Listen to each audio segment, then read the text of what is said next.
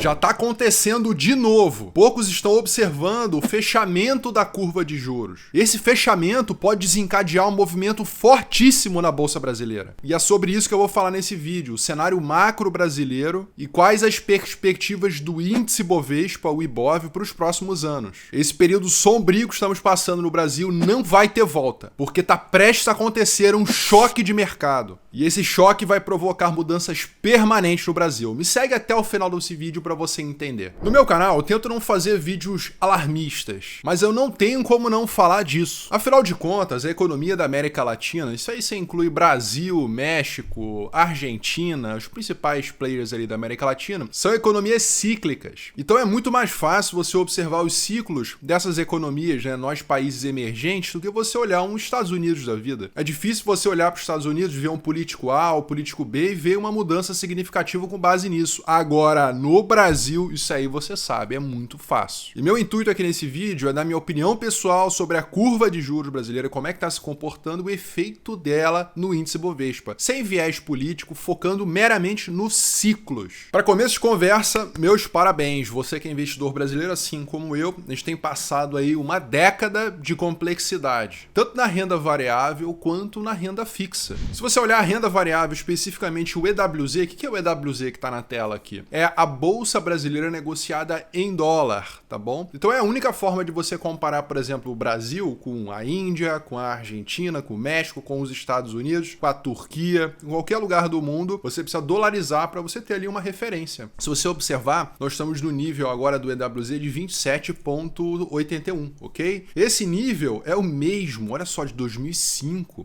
Ou seja, nós estamos parados aí 20 anos no tempo. E é claro que o EWZ ele considera a média das empresas brasileiras, geralmente as principais, Petrobras, Itaú, Vale, essas principais que compõem o índice Bovespa. Mas a verdade é que a gente não construiu riqueza no horizonte de 20 anos. A gente teve um crescimento até bacana entre 2005 e 2008, né, antes da crise do subprime americana. E de lá para cá a gente nunca se recuperou, a gente sempre veio tendo crises progressivas e hoje em dia está numa estabilidade. Só que esse achatamento no EWZ pode estar com os dias contados e ao longo desse vídeo você vai estar entendendo o que pode acontecer. E se engana se você acha que a renda fixa ganhou muito dinheiro, né, desde 2005. Observe aí os retornos acumulados do CDI. Aí você consegue estar vendo em azul o CDI nominal e o CDI nominal desde 2015, tá, um horizonte menor, rentabilizou 142% acumulado ali, né, o CDI nominal. Agora o real, que é essa curva roxa, se não me engano isso é roxo, é descontada pela inflação. Tá? Então, descontando pela inflação, ainda tivemos em reais um ganho ali, justamente investindo na renda fixa, por exemplo, 100% CDI. Né? Agora, dolarizando essa curva, observe como quase não teve ganho. Então, em 15 anos, você investindo ali na renda fixa, você acha que está ganhando uma fortuna. Ah, a Selic está 15% ao ano, não está ganhando isso tudo não, meu amigo. Se você dolarizar, você está até perdendo dinheiro ao longo do tempo. Porque se você comparar isso aqui com os yields americanos e o ganho real agora, por exemplo, lá nos Estados Unidos,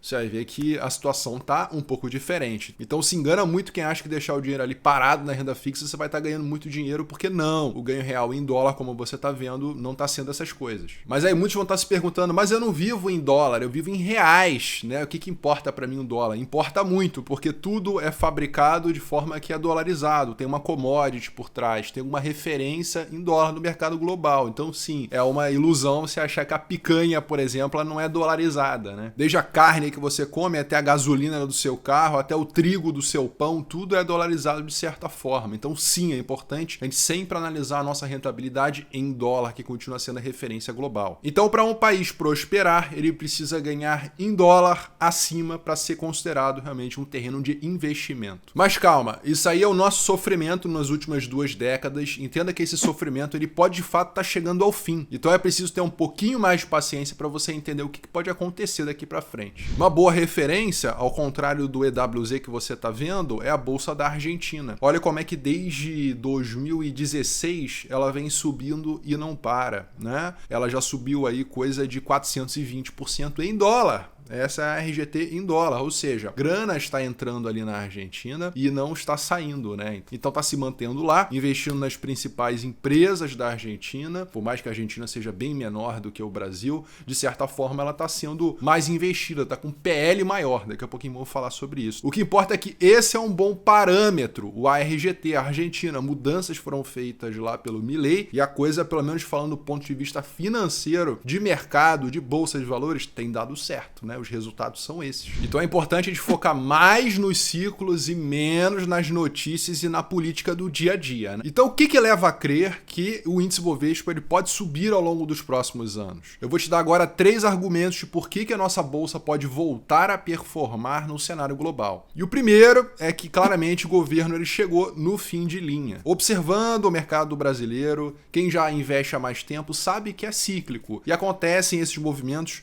e o último aconteceu, por exemplo, em 2015. Se você observar movimentos que aconteceu em 2015 para 2016 com impeachment e tudo mais, a nossa bolsa ela disparou depois daquele movimento. Então muita gente não acreditava que aquilo poderia acontecer, uma presidente poderia ser tirada do poder, e aquilo aconteceu, foi um choque de mercado, entrou muita grana, muita segurança jurídica, então aquilo aconteceu em 2015. Agora, hoje em dia, esse movimento está ficando claro, está começando a repetir, quem sabe, aquele movimento. Já estamos falando de impeachment, já estamos falando de sanções, lei Magnitsky. Isso aí, por mais que seja ruim para o país, para a imagem do país, isso acaba trazendo pelo menos algum cenário que não é de incerteza, porque tudo que é ruim para a bolsa é incerteza, ninguém sabe o que pode acontecer. Esse é o pior cenário. Agora, quando a coisa fica mais clara, por exemplo, até a mídia, né, como você está vendo aí, já está começando a fazer certos movimentos que estão bem claros, né, indo para um lado diferente do atual, né? E tudo que eu falo aqui no meu canal não é para defender A ou B, é simplesmente focado na bolsa, com os olhos na bolsa. Eu quero ganhar dinheiro com meus investimentos e isso é super válido para o desenvolvimento da nação, cada um com a sua opinião. Mas esse movimento pode se perpetuar por um longo tempo e ser muito benéfico para as empresas brasileiras. Você tem que focar mais no tabuleiro de xadrez. Quem que está movimentando as peças? Não os peões em si, mas quem está movimentando as peças.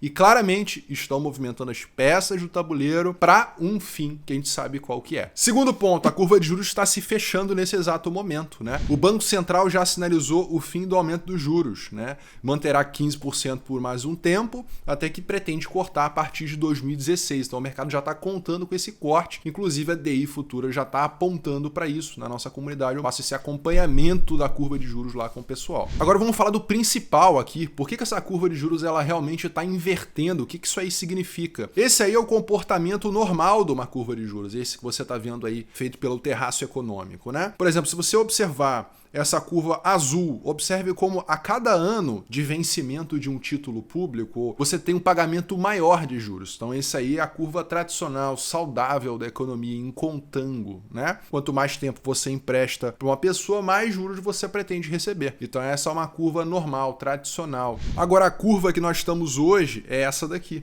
É uma curva que justamente tem uma acentuação ali para início do ano que vem. É uma curva que tem ali uma inclinação muito alta para 108, 110 dias úteis daqui, o que vai dar aí uns 5 meses aproximadamente, o que vai dar lá para janeiro, fevereiro, né? Então tem-se essa visão de que ali vai ser o auge dos juros. O auge do risco precificado na nossa curva de juros é justamente março do ano que vem, né?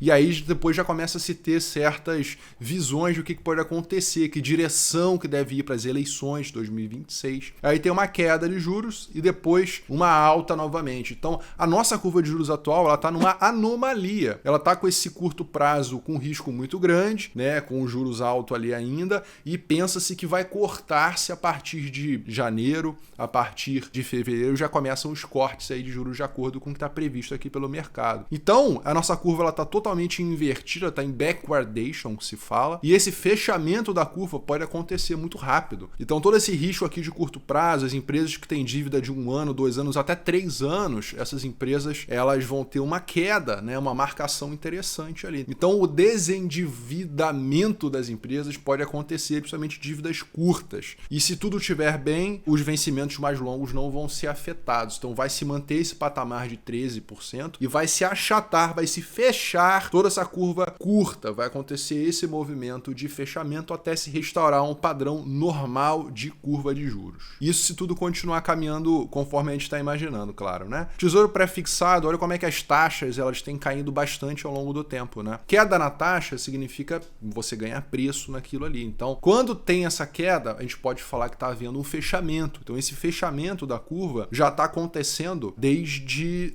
fevereiro agora desse ano, né, que tá havendo esse fechamento. Então, bem interessante, o fechamento já está acontecendo e a tendência é que ele se acentue ainda mais. Entenda que tem muita gordura ainda para ser cortada em incorporadores como MRV ou os segmentos de varejo como Lojas Renner, essas empresas que estão passando por mal bocado agora no curto prazo, com esse fechamento podem ganhar muito preço. Lembrando, tudo que eu falo aqui não é recomendação de compra e de venda, beleza? É minha opinião sobre macroeconomia e influência nas ações que a gente tem ou pretende ter. Então, incorporadoras e varejos se dão muito bem com esse fechamento de juros. Terceiro ponto, a nossa bolsa está em níveis extremamente baratos ainda. Nós estamos agora com um PL médio, que é o preço sobre lucro de 8,7, indicando aí um preço muito atrativo ainda para as nossas ações, principais ações que compõem o índice. Lembrando que lá em 2015, quando aconteceu tudo aquilo lá, aquele outro impeachment, nós estávamos com PL de 9,4, agora nós estamos com 8,7, ainda estamos mais baratos do que antes.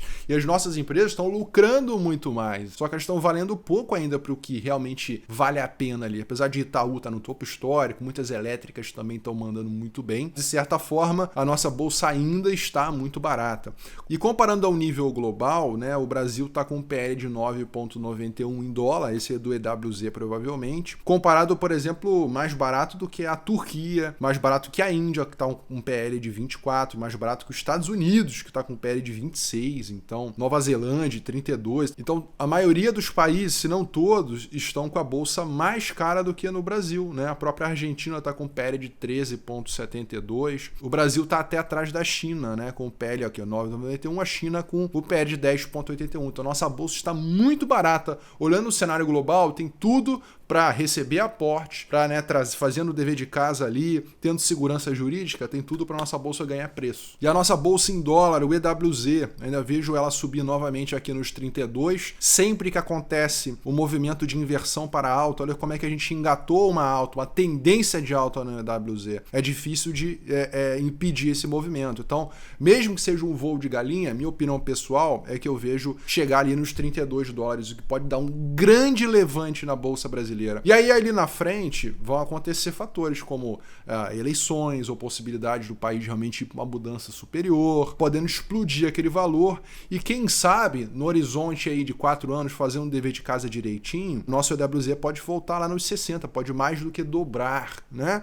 E em dólar, nossos investimentos. Então, um choque de mercado pode acontecer. Já estamos em tendência de alta, rompendo aqui nos 32, pode ganhar muito preço. E quem sabe voltar aos níveis de 2007, lá nos 90 dólares. E em reais, a nossa bolsa brasileira também está interessante, né? O pessoal da nossa comunidade avisou esse movimento que poderia tocar no 131, poderia retornar aqui no 142, apontando operações para essa direção, né? Coisa que eu estou fazendo, né? Então pode haver um rompimento aqui nessa região e que está segurando os preços de índice Bovespa, pode acontecer uma explosão daqui para frente, né? Trazendo aí um novo cenário, uma nova segurança jurídica e o mundo vendo o Brasil novamente com bons olhos. Então os key points aqui do vídeo, né? Estamos com a bolsa barata, apesar da alta que nós estamos em reais, eu vislumbro uma alta em dólar também, então nossa bolsa barata pode ganhar preço. Os resultados, os earnings vieram bons, Itaú, a própria Petrobras também teve bons resultados, muitas empresas diminuíram seu endividamento, Bradesco voltando a subir, então resultados bons e expectativa de mudanças políticas, macroeconômicas, o tabuleiro tá mudando, todos sentimos isso, né? A gente não precisa defender A ou defender bem, simplesmente ver o tabuleiro se mexendo e você apostar para a direção